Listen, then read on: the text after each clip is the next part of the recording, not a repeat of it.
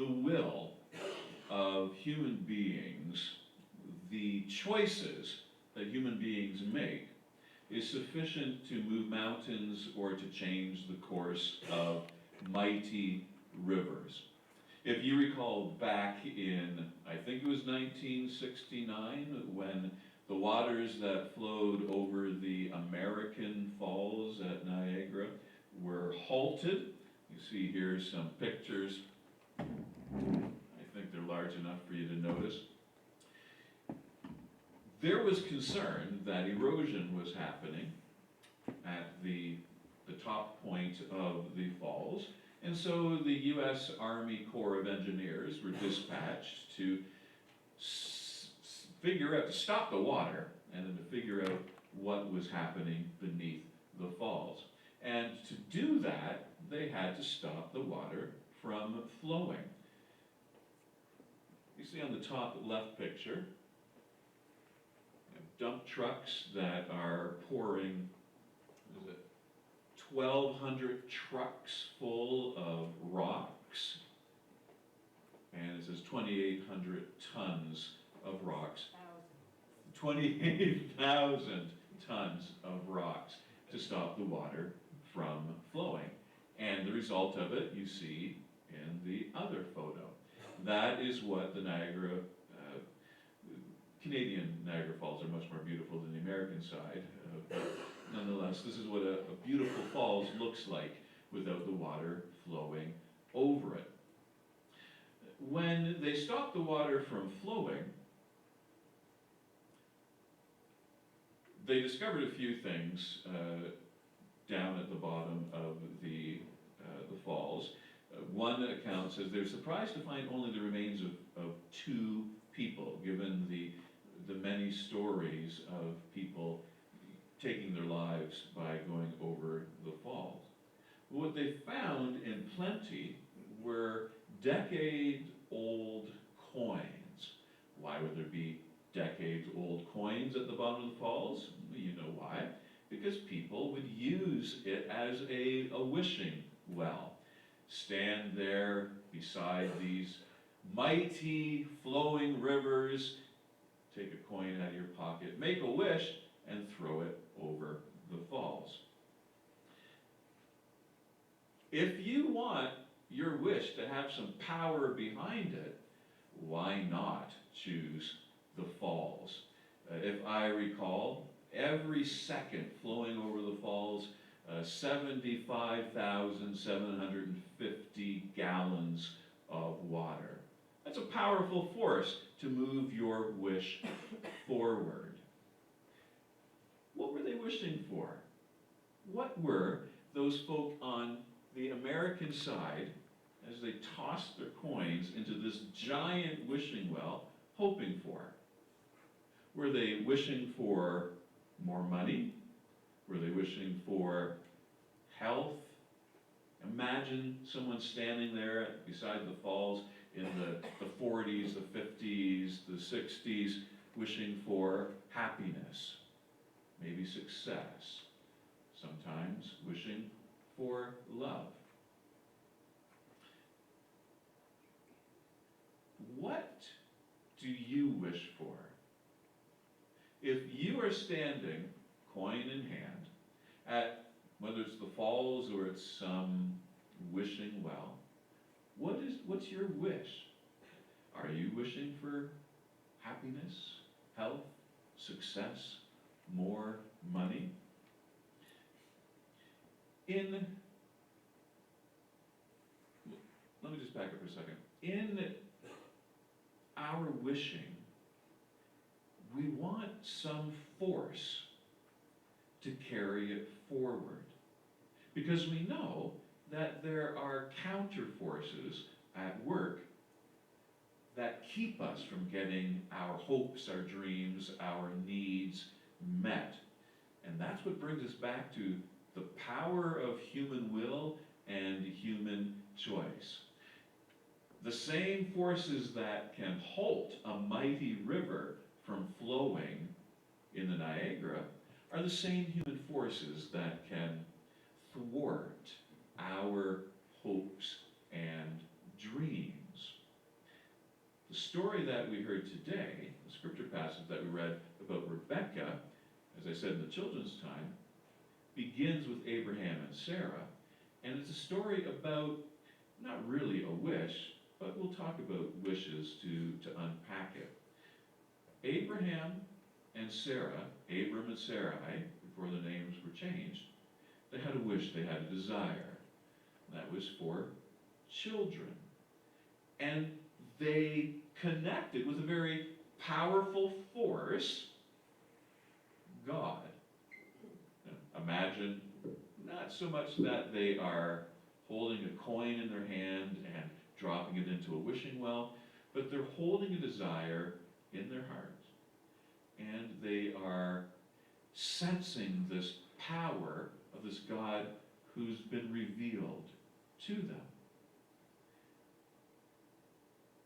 We have God who also has, not so much a wish, a desire.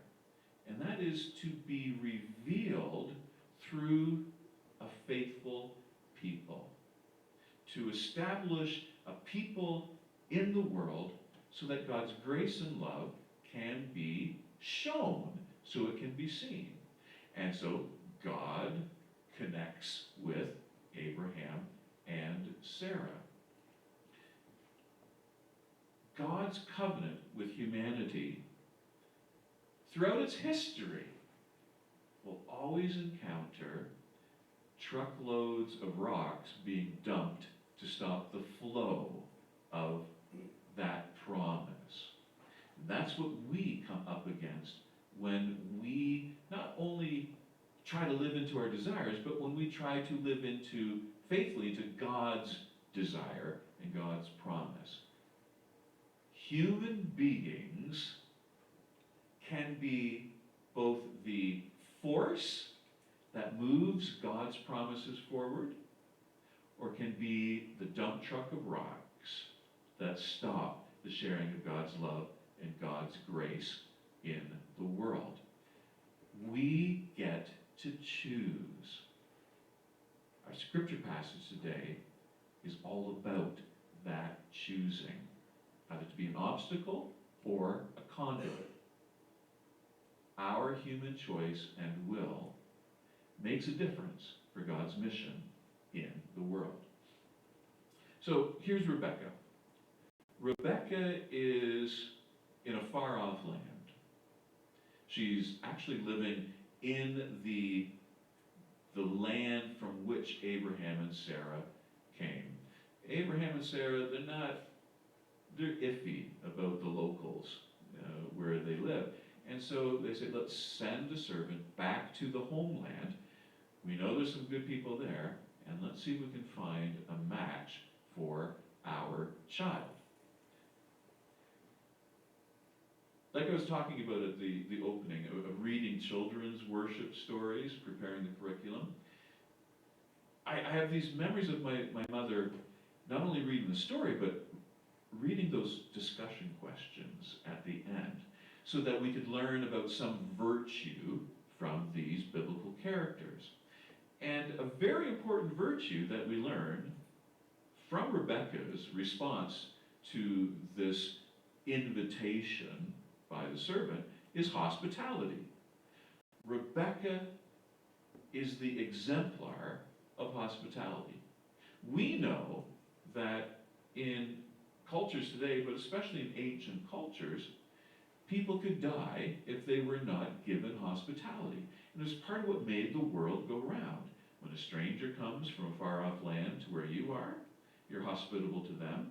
And that keeps a hospitality economy going, so that when you are in a far-off land, the favor can be returned.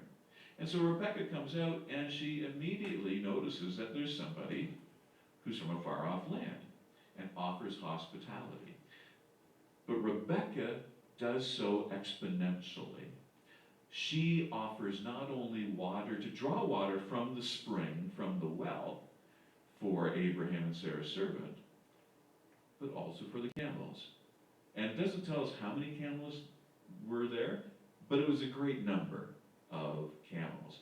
Rebekah goes above and beyond, demonstrating to us hospitality. The story amplifies that virtue as a way of saying, if you want to be part of this covenant that God has with God's people, learn to be hospitable. The line from the scripture passage is, drink and I will also water your camels. In a child's mind, it's easy not to catch the significance of that. But as adults, when do we offer to go above and beyond the bare minimum that we can give to someone who is in need? God calls us to go above and beyond. Here's the other virtue, the other characteristic of being human that doesn't get discussed in the children's Bibles, but we understand it theologically as free will. It's easy to, and necessary, I would say, it's easy and necessary to hear these stories from the Old Testament, from the New Testament, from long ago, and to catch the cultural biases that they carry with them. A world where a man must not only marry a woman, but that woman must be found, and marriages are part of legal exchanges where different families can strengthen their power, even their safety in the world. We can, in the story, catch the parts about Abraham and Sarah had slaves. We read the scriptures and we don't turn off our brains. We catch that there are injustices that are at play in these cultures. But in the midst of doing that, it's easy to overlook where the needle's being moved forward, where there is the breaking of new ground. Hearing this story about Rebecca, at various points, I read you snippets of it. It's much longer than what you heard today. The writers go to great pains to make sure it's clear Rebecca has a choice. This is important for us theologically. The message being conveyed about God's covenant is, it's not imposed on you. You get to choose. And you get to keep choosing. That we as human beings are free to decide if we will walk alongside Jesus Christ, if we will invest ourselves into God's mission. We have a choice. And so in the story, it's easy to overlook, but the lines are, and they called Rebecca and said to her, will you go with this man? Pause. You get to choose. And she says, I will. The part we didn't read earlier in the story, where Abraham is explaining to his servant what it is that he wants him to do in search for a bride, leaves open the possibility that someone will say no. Seems trivial, but it's important. In God's economy, we get to choose. We can choose whether we are the dump truck of rocks, or we are helping the water to flow.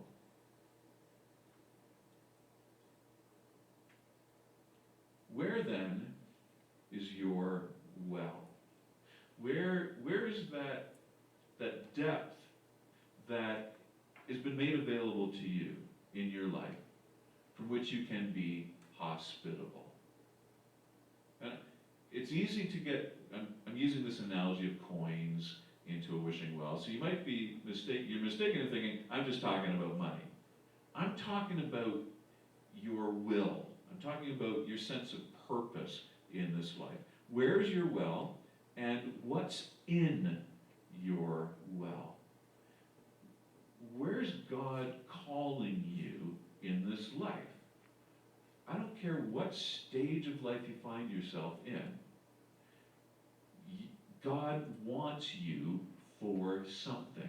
And what is that something? What's in the depths of your well to give if you choose. Now let me read this little story. So a man happened upon a wishing well one day in a mall. He wasn't happy with his life, and he wanted more. So he took a coin from his pocket and made a wish. As he tossed the coin in the well, "I wish I was rich." The next day, reading the newspaper, the front page headline was, "Rare coin worth millions found in a well."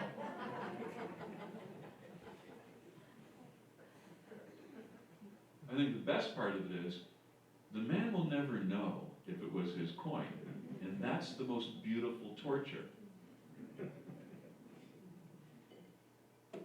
We already have in our pocket, and again, I'm not talking about, this isn't, hey, how do I get your money sermon.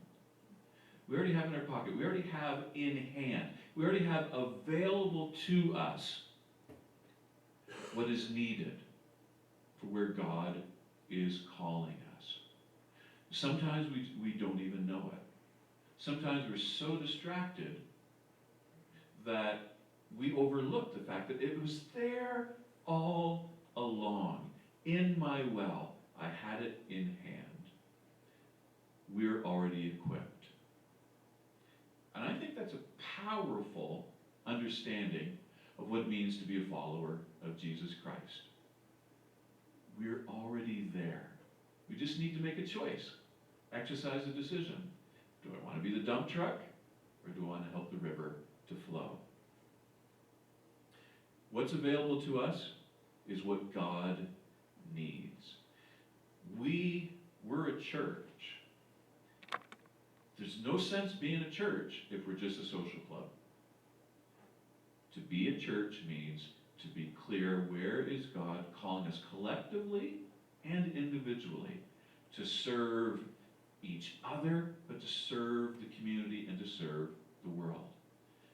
And these stories, like Rebecca, remind us it was there all along, what was needed to fulfill that calling. Imagine you are walking along, maybe it's in the mall, and you see a wishing well.